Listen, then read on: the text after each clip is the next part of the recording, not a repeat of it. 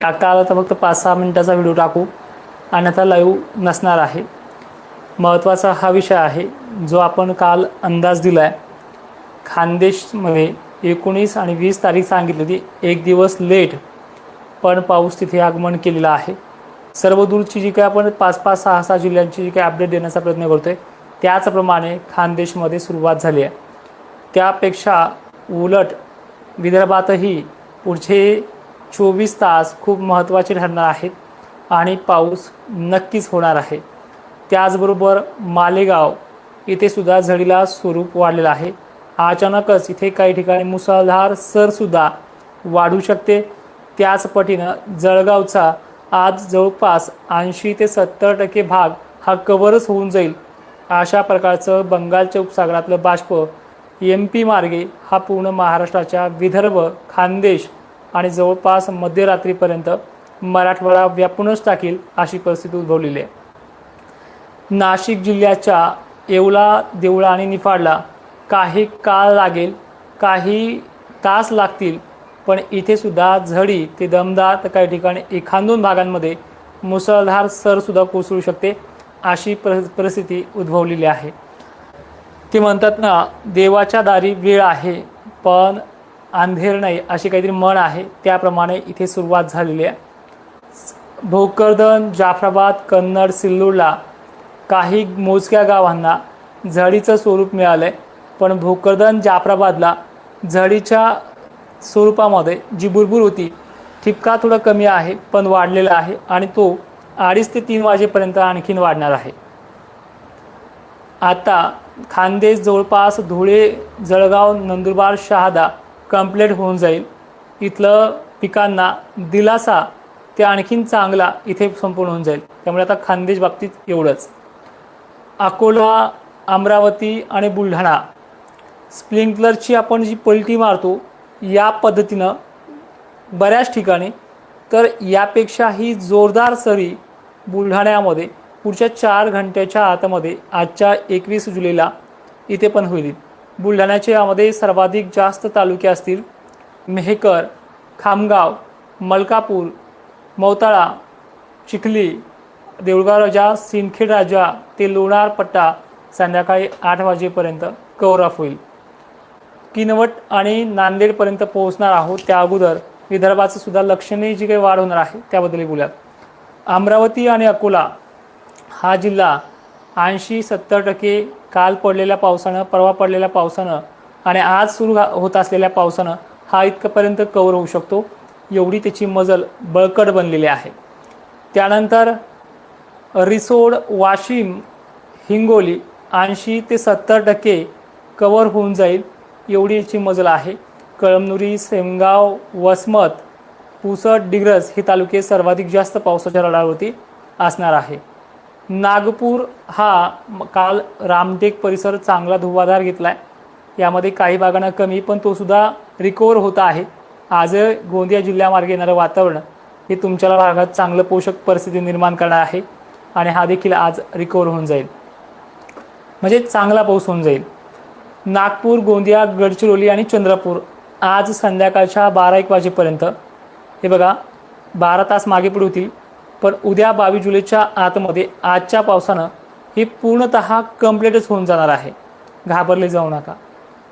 चंद्रपूर, वर्धा, यवतमाळ हे पण आज संध्याकाळी कंप्लीट होऊन जाईल. नागपूरचा किनवट भाग, माहूरगड परिसर हा देखील आज कंप्लीट होऊन जाईल. तो पाऊस रिसोडकडे आणि वसमत, हिंगोलीकडे जास्त असल्यामुळे विदर्भ आणि खानदेश आज जवळपास कंप्लीट होऊन जाईल. आता राहिला आहे मराठवाड्याचा प्रश्न, तर मराठवाड्याबद्दलही बोलतोय. मराठवाड्याला भूतो न भविष्य अशी सुरुवात परभणी जिल्ह्याला रात्री 11-12 वाजता आणि उद्याच्या 22 जुलैला 4-5 वाजेपर्यंत दाखल होईल. यामध्ये नांदेड, परभणी आणि जालन्याचा समावेश आहे. हिंगोली देखील आहे. छत्रपती संभाजीनगरचा, गंगापूर, पैठण, पाचोडचा दमदार ते मध्यम पावसावरती समावेश आहे. आज अहिल्यानगरला सुद्धा आपण वाढ सांगितलेली आहे. वाढ सुरू झाली नाही अजून इथे, पण रात्रीच्या 8-9 वाजेपर्यंत इथे सुरुवात होईल. ठीक आहे.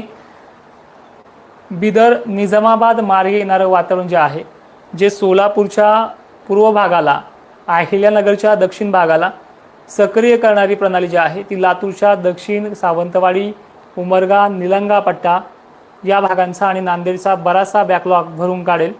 ही परिस्थिती संध्याकाळी आणि उद्याच्या 22 जुलैला असणार आहे. हे 2 दिवसात असणार आहे. 23 जुलैपासून हवामान खातं प्रशासनाच्या तारखा सुरू होतात. त्यामुळे ह्या 23 पासून आपण फक्त पाऊस पाहणार आहोत, किती बरसतोय आणि कुठे बरसतोय. म्हणजे आतापर्यंत जो काही पाणी पडला त्याला चक्क नावं ठेवणं चालू आहे.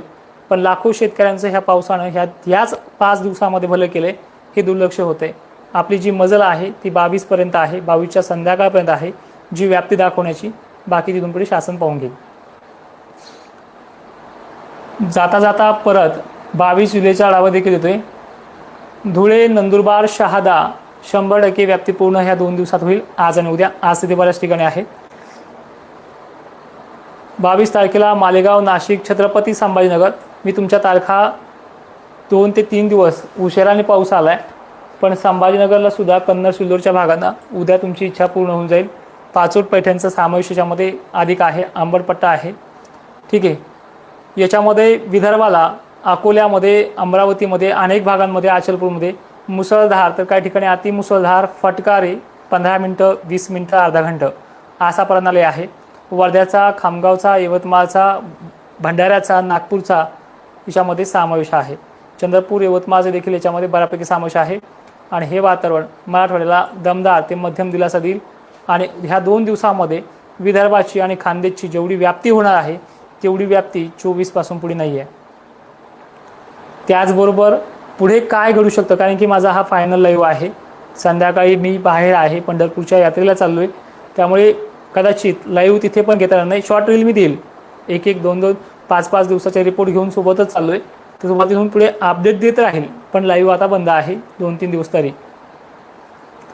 कोल्हापूर, सांगली, कोकण किनारपट्टीला भूतो न भविष्य अशी संततधार ते मुसळधार पावसाची जी काही प्रणाली आहे ती वारंवार चालू. त्यांना नवीन सांगणं काही गरजेचं नाही आहे, पण नक्की इथे पावसाचा जोर जो आहे तो वाढणार आहे. या भिवंडी, नाशिक, उत्तर भाग, पश्चिम भाग, नंदुरबार, शहादा, जळगाव आणि विदर्भ संपूर्ण. ठीक आहे. मराठवाड्याच्या बाबतीत बोलतोय. 25-26 पासून येणारा जो काही पाऊस असेल हा लातूरच्या, आता हा 22-23चा जो आहे तो फक्त पिकांना दिलासा आहे.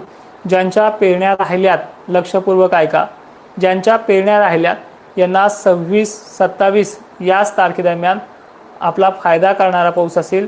आणि याच्यामध्ये चांदणभरी मुसळधार झाला तर पेरण्या करा, कारण की 26 आणि 27 ह्या 2 तारखा या लातूर जिल्ह्याला पेरणीचा जो काही योग आहे तो आणतील.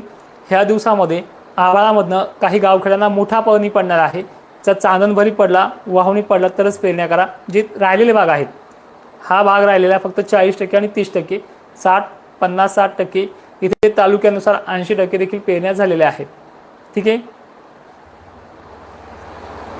आणि ज्यांना अंदाज फेल वाटतात, ज्यांना अंदाज चुकीचे वाटतात, त्यांनी शासकीय अंदाज पाहावेत ही माझी कळकळीने विनंती आहे. कारण की येणाऱ्या 22-23 तारखेपर्यंत महाराष्ट्रात कुठल्याच प्रकारचा पाऊस नाही म्हणणारा हा शासन आणि त्या अंदाजावरती अंदाज देणारे हे कम्प्लिटली आहे. आणि एक विनंती आहे, काय चुकीचं बोलायचं तर बिनधास्त बोला, मी तुम्हाला काही रिप्लाय करणार नाही. पण एक विनंती आहे, पुढे ऑगस्ट महिन्यामध्ये असा भीषण काळ येणार आहे, त्या काळामध्ये माझी आठवण नक्की येईल. प्रामाणिकपणाचं फळ अनेक लोकांनी दिले, त्यांना माझा सप्रेम जय शिवराय. जाता जाता एवढंच सांगेल, विदर्भ आणि खानदेशचं कंप्लीट टेन्शन ह्या 24 तासात मिटणार आहे. आणि उद्यासुद्धा मराठवाड्याच्या बऱ्याच भागाचं टेन्शन मिटेल. जय शिवराय. धन्यवाद.